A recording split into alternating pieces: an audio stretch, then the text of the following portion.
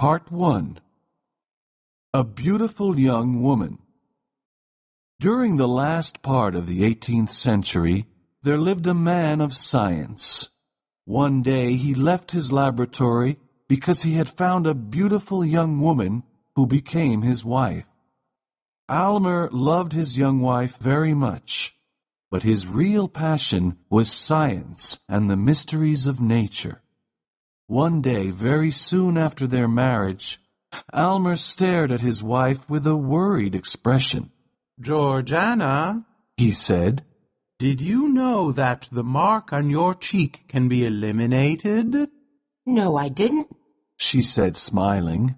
"People have called it a charm, and I believed it." "Perhaps on another face it could be a charm, but not on yours. No, dearest Georgiana, your beauty is almost perfect, but I hate that birthmark." "You hate it?" exclaimed Georgiana, who started crying. "Then why did you marry me? You cannot love me if you hate my birthmark." In the center of Georgiana's left cheek there was a strange red mark. It had the shape of a very tiny human hand. In the past, young men had liked the tiny hand. They said a fairy had put her tiny hand on her beautiful cheek. Some envious young women said that it destroyed Georgiana's beauty. Before their marriage, Almer did not think about the birthmark, but now it had become a frightening obsession.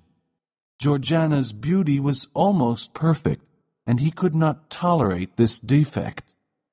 It was an imperfection of nature. It was nature's way of showing that we are only mortals. Their happiness was ruined by this birthmark. When Almer woke up in the morning and opened his eyes, the first thing he saw was Georgiana's crimson mark. When they sat together by the fire in the evening, his eyes always looked at the birthmark on Georgiana's cheek. It was the mark of her imperfection. Georgiana shuddered when Almer looked at her, and the pink color of her cheeks turned white, and the little red hand became more evident. It looked like a red ruby on a white stone. Late one night, Georgiana said, "My dear Almer, do you remember anything about a dream you had last night? A dream about this horrible little hand?" "No, I don't," replied Almer, who was surprised, but then he added coldly, "Maybe I did dream about it, because before sleeping I thought about the hand." "And you dreamed about it?" continued Georgiana, who was almost crying. "It was a terrible dream. How can you forget it? How can you forget this sentence? It is in her heart now, and we must take it out. Do you remember the dream?" Almer now remembered his dream. He dreamed that he was with his servant Aminadab. He was trying to remove the red birthmark. But as his knife went deeper into the cheek, the little hand went deeper and deeper. At last the little hand caught Georgiana's heart, and Almer wanted to cut it away. When he remembered the dream clearly, Almer felt ashamed. The truth often comes out in our dreams. Until now, he did not realize that the birthmark had had a terrible influence on him. "Almer," continued Georgiana seriously, "what can we do to eliminate this birthmark? Maybe it will cause a deformity, or perhaps the mark is as deep as life. But can we eliminate it forever?" "Dearest Georgiana, I have thought about this a lot, and I am sure it can be eliminated." "Oh, then please do it. I am not afraid of the risk, because life with this birthmark is awful. Either eliminate it or take my life. You are a great man of science. All the world knows you. I am certain that you can do it. Please save me from madness. My dear wife, cried Almer. don't worry. I have thought about this problem very much. I am certain that I can make your cheek as perfect as the other. I know I can correct this error of nature, and my happiness will be great. Then the problem is solved, said Georgiana. Her husband kissed her right cheek, which was perfect. The next day, Almer told his wife about his plan. We will both live in the apartment which I used as a laboratory when I was young. He had made important discoveries in that laboratory, and he had learned about the mysteries of nature and the universe. Georgiana was frightened when Almer took her to the apartment. He looked at her happily, but the birthmark on her white cheek made him shudder, and Georgiana fainted. Aminadab! Aminadab! shouted Almer violently. A short, robust man with long hair came out of another room. This strange man had been Almer's assistant for many years. He did not understand scientific principles, but he followed instructions and did his job well. Georgiana has fainted! Quickly, open the door and burn a special candle, cried Almer. Yes, master, answered Aminadab, looking at poor Georgiana.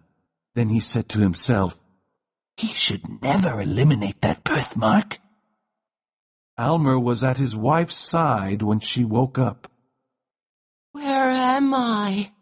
Oh, I remember, said Georgiana quietly, and she put her hand over her cheek to hide the terrible mark from her husband's eyes. Don't be afraid, dear Georgiana, he said.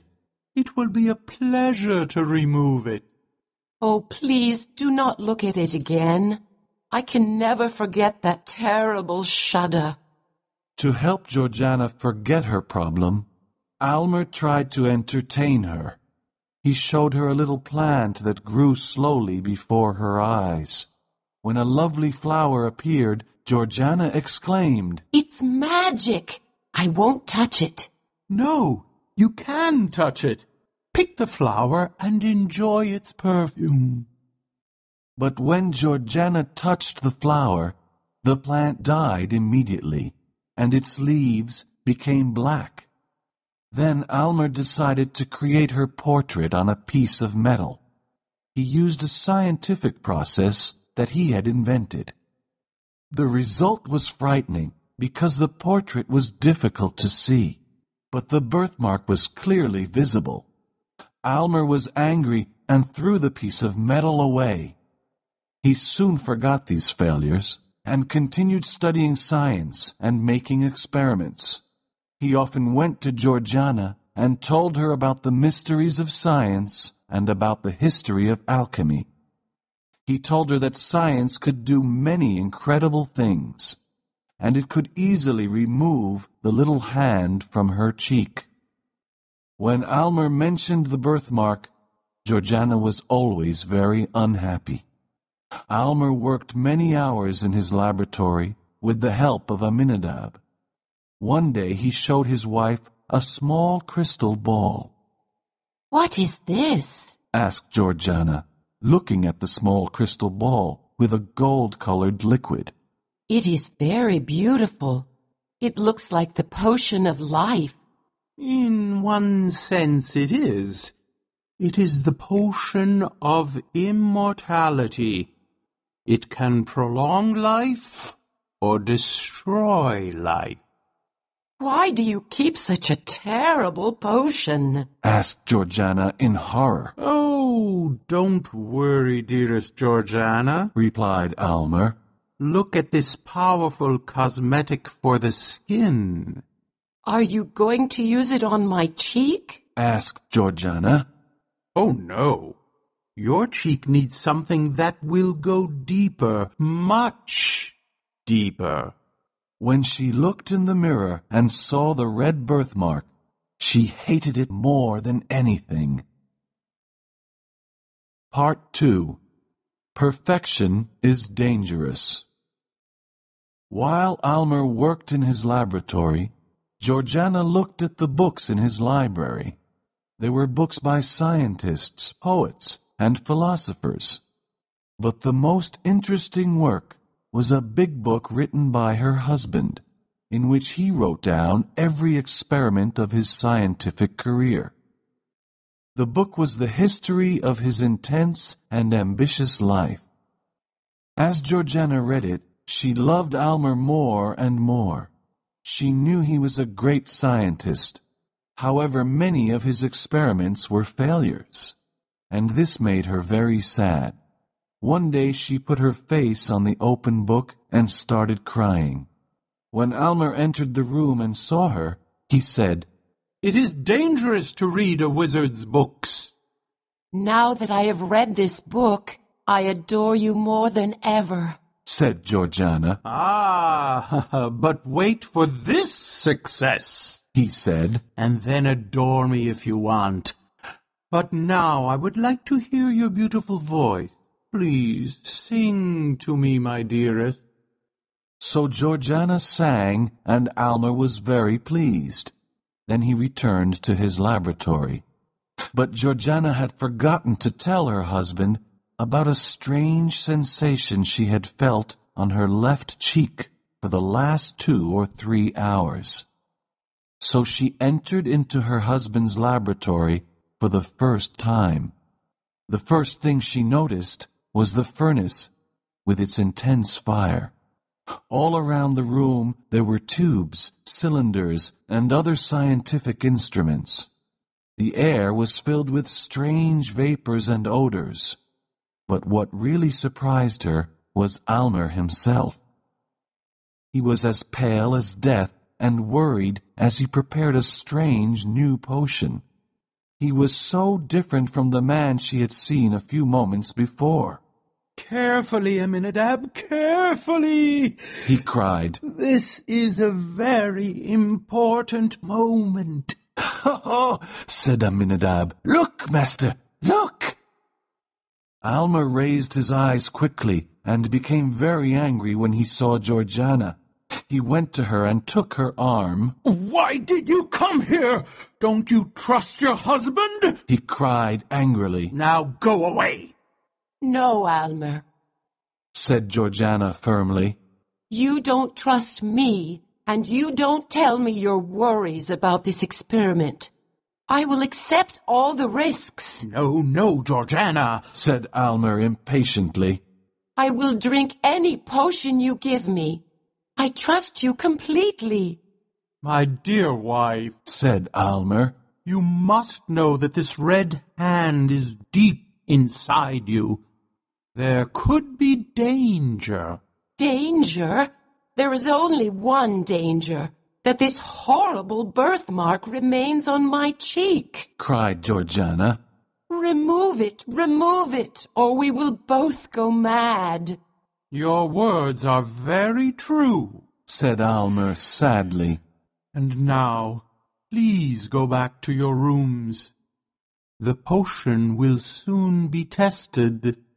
When Georgiana returned to her rooms, she thought about Almer's noble character and his great love for her. He wanted her to be perfect because he loved her so much. Her thoughts were interrupted by Almer's footsteps.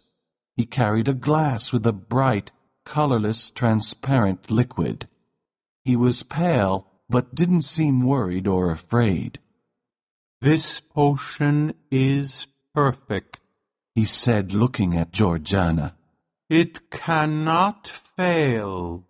My dearest Almer, life has become very difficult.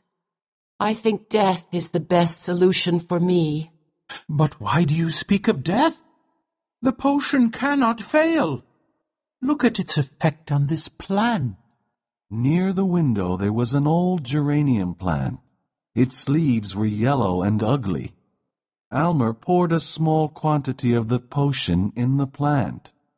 After a short time, the ugly yellow leaves became green. I did not need any proof, said Georgiana quietly. I believe you. Give me the potion. I am happy to drink it. Drink then, my dearest wife. Soon your body will be as perfect as your spirit. Georgiana drank the potion and gave Almer the empty glass. It is like water from a magic fountain. Now, dearest Almer, let me sleep. She fell asleep almost immediately. Almer sat by her side and watched her very carefully. He often looked at the birthmark on her white cheek. At first it was very visible. Then it slowly disappeared. It's almost gone, said Almer to himself. Success! Success!